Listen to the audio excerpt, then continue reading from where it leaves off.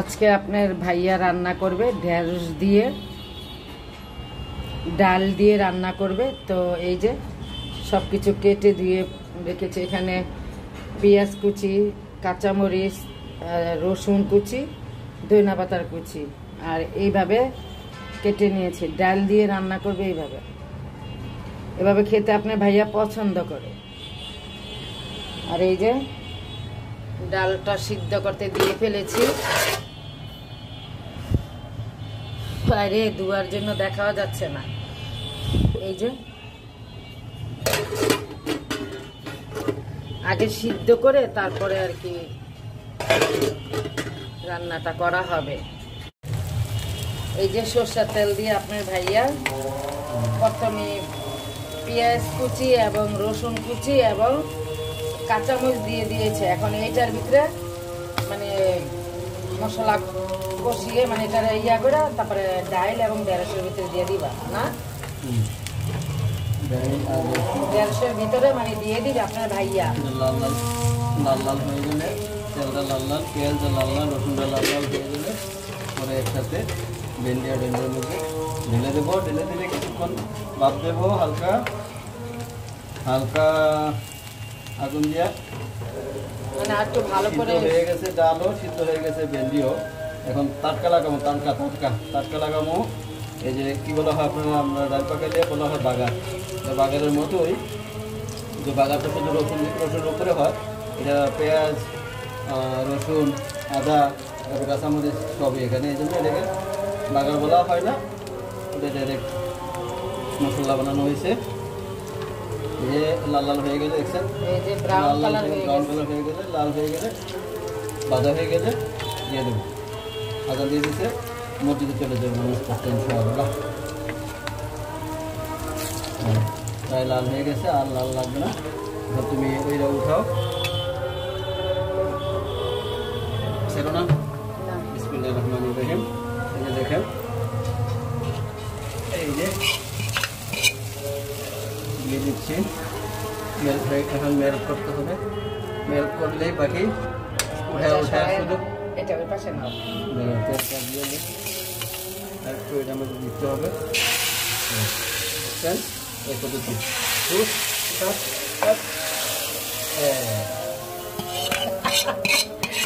আপনার ভাইয়ের আজকে রান্না রেসিপি শেয়ার করবো। আপুরা ভাইয়ারা মাশাআল্লাহ খাইলে বুঝতে পারবেন কালারটা ধরনটা কেমন। আজকে আপনার ভাইয়া রেসিপি শেয়ার করবো। আপুরা ভাইয়ারা দেখি বেশি ভাইরাল হয়নি। এটা খাইতে পারবেন, ভাত দিয়ে খাইতে পারবেন, পরোটা দিয়ে, তান্দুরি দিয়ে, নান দিয়ে, আটা রুটি দিয়ে, সব কিছু দিয়ে আপনি খেতে পারবেন। এই যে দেখেন, এটা যখন আর একটু ভালো সিদ্ধ হবে, তখন মেল্ট হবে, একসাথে লাগবে, তখন এটা আরও জমবে, কালারটা আরেকটু গাঢ় হবে, পুক্ত হবে। এখন তো ভেন্ডি কাঁচা, তো মানে অর্ধ সিদ্ধ হয়ে গেছে ভেন্ডি। যখন সিদ্ধ হবে পুরোপুরি, তখন এই কালারটা কাঁচা হবে বেশি। ধনিয়া পাতা কখন দিব? ধনিয়া পাতা যখন দেখবো যে এই ভেন্ডিটা কালো হয়ে গেছে, মানে একটু সিদ্ধ হয়ে গেছে, সবুজ থেকে সিদ্ধ কালার হইলে তো কালোর মতো লাগে, পুরোটা সিদ্ধ হইলে তখন দিয়ে দেবো। এখন কি ঢাকনাটা ঢেকে দিব? এখন ঢাকনা ঢেকে তো 2 মিনিট, 3 মিনিট, 5 মিনিট, সমস্যা নেই। 2 মিনিট, বেশি সময় লাগবে না। মাশাআল্লাহ। বাজারে এখন যে টমেটোগুলো আছে, শুধু দামের জন্য না, কিন্তু টমেটোগুলো এখন মনে হয় ছোসরা, একেবারে শেষরা, একেবারে মনে হয় ডাস্টবিন থেকে উঠে আনছে। তারপরে 60-70 কেজি, কিন্তু পছন্দ একেবারেই না, একেবারে খুবই খারাপ টমেটো। এই জন্য টমেটো না আনে, এই যে দেখেন টমেটো সস, এই tomato sauce, original tomato sauce, এটা দেওয়া ভালো। এই টমেটোর জায়গায় আমি এই সসটা ব্যবহার করতেছি। আজকে আপনার ভাইয়ার হাতে রেসিপি। তবে আমি কেন মাঝে মাঝে শখ করে আপনার ভাইয়াকে বলি জানেন, যেহেতু আপনার ভাইয়া বিদেশ রান্না। এখন কি লাড়াচাড়া দিব? একটু নেড়ে দাও, নেড়ে দিলে এই যে এমনিও মেল্ট আছে, মানে হালকা একটু মিক্স হয়ে গেল। দেখছেন কালারটা একটু চেঞ্জ হয়েছে না, একটু হালকা একটু চেঞ্জ হয়েছে কালারটা। আসলে আপুরা ভাইয়ারা, আপনার ভাইয়া কিন্তু ওই যে যখন বিদেশ ছিল না, মানে আবুধাবিতে, তখন কিন্তু আপনার ভাইয়া রান্না করেছে। লাস্ট লুক দেবো এই ধনিয়া পাতাটা।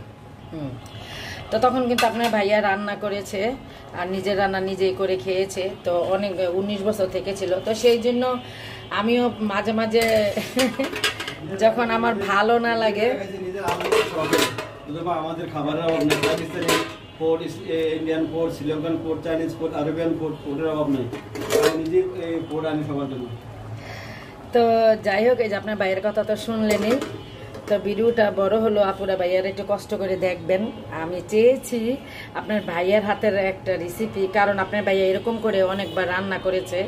তা আমি বললাম তুমি তো অনেকবার রান্না করেছো, আমি তো কখনো শেয়ার করিনি, আজকে রান্না করো। মানে যখন মানে রান্না করছে আমরা খেয়েছি কিন্তু শেয়ার করিনি। তা আজকে এইভাবে আপনার ভাইয়া বললো রান্না করো, তা আমি বললাম তুমি রান্না করো, আমি ভিডিওটা শেয়ার করি। তো মাশাল্লাহ অনেক রান্না করতে পারে, অনেক কিছুই। আর আপনার ভাইয়ার হাতের রান্নাও কিন্তু মজা। বলো আপনারা ভাইয়ারা যারা দেখতেছেন, হ্যাঁ লাস্ট লোক আমার এই বাগানে লাস্ট লোক, ফাইনাল চূড়ান্ত শেষ হলো যে এই শেষ ধনিয়া পাতা। বাকি আমি আরাম করতেছি, নামাজ পড়ে যেতেছি। ধন্যবাদ, সবাই ভালো থাকবেন, সুস্থ থাকবেন। আসসালামু আলাইকুম, আল্লাহ হাফেজ। এই যে চুলা অফ অফ, এই যে না ডাকনা দিয়ে ডেকে দিচ্ছে। এই যে আপনার ভাইয়ার হাতের রেসিপিটা কেমন হলো সবাই বেশি বেশি করে কমেন্ট করে আমাকে জানাবেন, আপুরা ভাইয়ারা। এই যে দেখুন মাশাআল্লাহ, দেখুন কত সুন্দর কালার হয়েছে।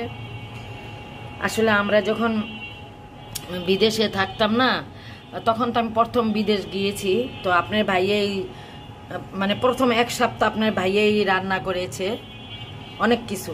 আর সবচেয়ে বেশি আপনার ভাইয়ের হাতের গরুর মাংসর কিমা দিয়ে, বিদেশ প্রথম যখন গিয়েছিলাম তখন আপনার ভাইয়া গরুর মাংসর কিমা দিয়ে আর কি জানি বলে ওই আপনার করলাটা তেল দিয়ে একটু মোটা মোটা করে কেটে সিদ্ধ করে ভেজে কিমা দিয়ে রান্না করেছিল, গরুর মাংসর কিমা দেওয়া, যা মজা।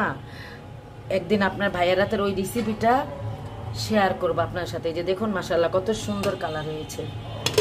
যাই হোক, ভিডিওটি যদি বড় হয়ে যায় প্লিজ আপনার ভাইয়ার ভিডিওটা একটু সবাই লাইক দিয়ে ফুল ওয়াচ করে ভালো ভালো কমেন্ট করে আমার সাথেই থাকবেন। ইনশাল্লাহ আমি আপনাদের সবার সাথে আছি এবং থাকবো ইনশাল্লাহ।